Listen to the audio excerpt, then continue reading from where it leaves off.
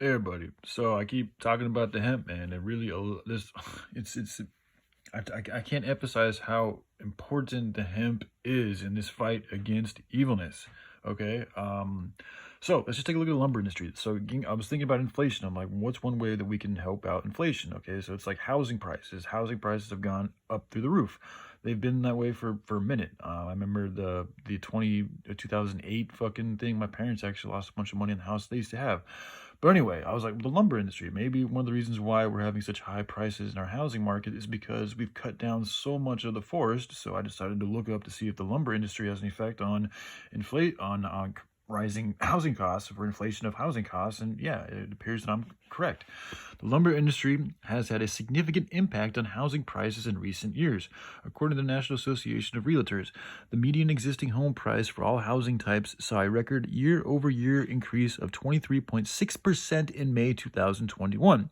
The price increase of lumber has added an average additional cost of $36,000 to the prices of newly constructed homes. So, it just makes sense. When you start to run out of a resource, that resource's value is going to go up as it continues to have a demand.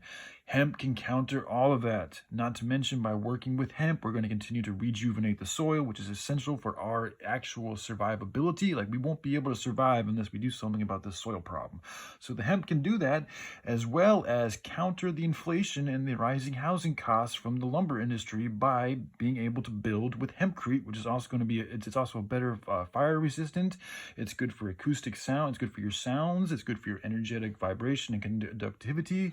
It's just good all around. And not to mention, it's stuff that can easily be grown within 4 months. It's ready to be harvested. You don't got to cut down trees that took hundreds of years or tens or decades of years to grow and just cut them down just to build fucking in the prime of their life, essentially, just to build houses that don't need to be built that way. So there's better ways that we can do these things, and by switching to things like hemp and other ways, there's other ways to build too, not just hemp. There's ways you can build with straw, you can get back to mud dwellings. I mean, when it comes to our survivability and countering things like inflation and housing crisis, and people literally having to choose between living in hempcrete buildings and huts and things like that, or sleeping on the streets, what are people going to choose, man? And not to mention, this would also give people that, like, if we are going to deal with something like 1 million refugees coming over to America, they're going to need places to live.